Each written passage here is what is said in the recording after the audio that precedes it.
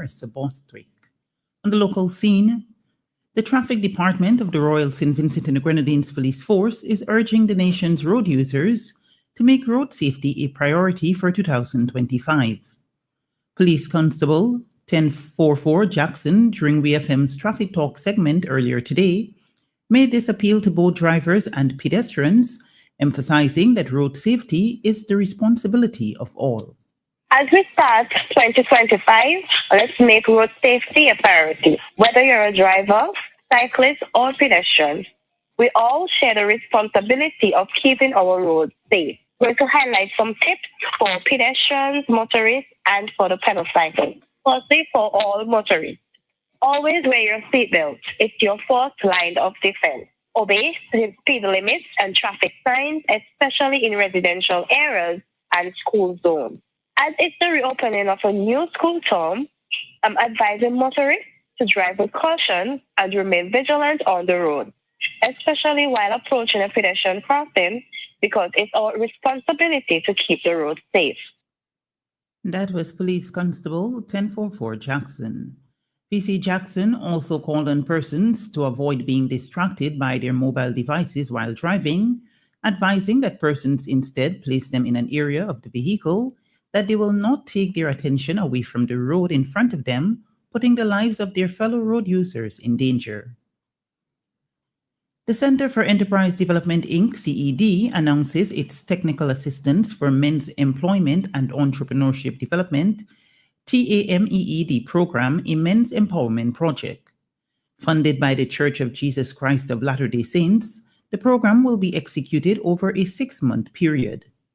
The objectives of the Men's Empowerment Project are to enhance their employability by equipping them with industry-relevant technical and soft skills to secure stable and well-paying jobs, foster entrepreneurship by supporting aspiring entrepreneurs in starting, managing, and scaling successful businesses, and bridge skill gaps by addressing skill deficiencies in targeted industries, ensuring participants are job-ready and competitive.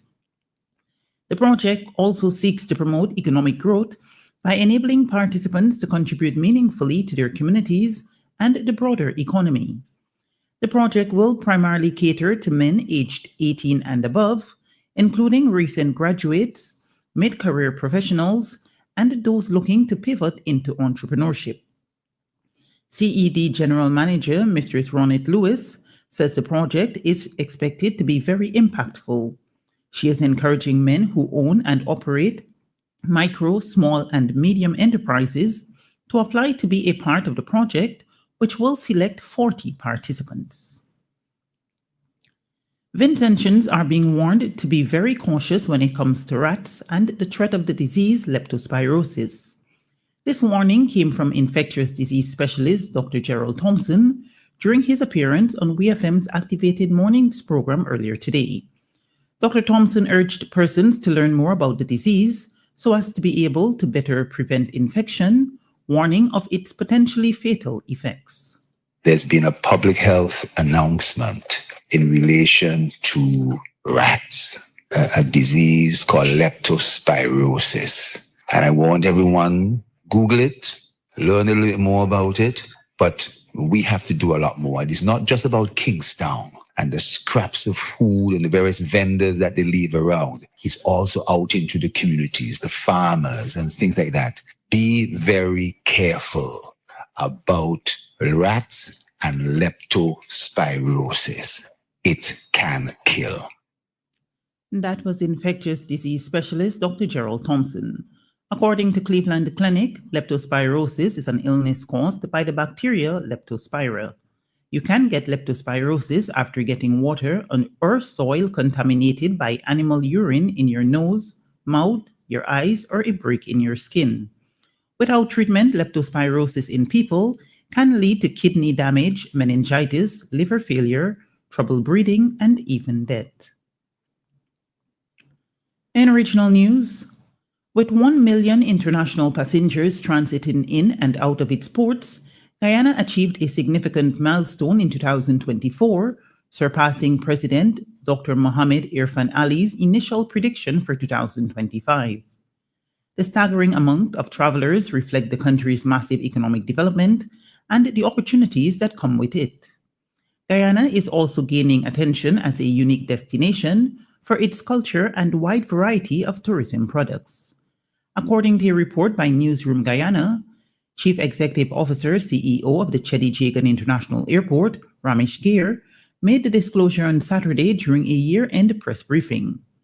At the end of 2024, Guyana recorded 1,072,785 passengers that were processed across 4 key ports of entry: the Cheddi Jagan International Airport, Eugene Carrera International Airport, Lethem Border Crossing, and Molson Creek Crossing. According to the CEO of the Cheddi Jagan International Airport, this is 142,785 more passengers than the 930,000 processed in 2023, amounting to an increase of 15%.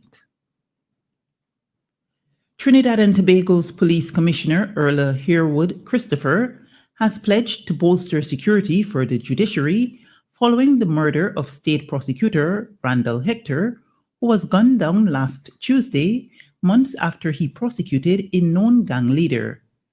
This comes amid mounting fears from state prosecutors in the Office of the Director of Public Prosecutions, some of whom have threatened to withdraw from high-profile gang cases out of concern for their safety. Speaking to reporters after attending the TNT Police Service, TTPS Interfaith Service at St. Paul's Anglican Church in San Fernando yesterday, on day 7 of the state of emergency, the commissioner assured the citizens that the judiciary will get additional security. According to the Trinidad Guardian, she explained that although the measures will not be visible to the public, they will be in place. And finally on the news at this hour, Justin Trudeau has resigned as leader of Canada's governing party after nearly a decade as Prime Minister. Trudeau said in a news conference in Ottawa that he will stay on as Prime Minister until a new Liberal Party leader is chosen. We hear more in this report from BBC News. Last night over dinner, I told my kids about the decision that I'm sharing with you today. I intend to resign as party leader, as Prime Minister, after the party selects its next leader through a robust, nationwide, competitive process. Last night, I asked the President of the Liberal Party to begin that process. This country deserves a real choice in the next election, and it has become clear to me that if I'm having to fight internal battles, I cannot be the best option in that election. That report from the BBC.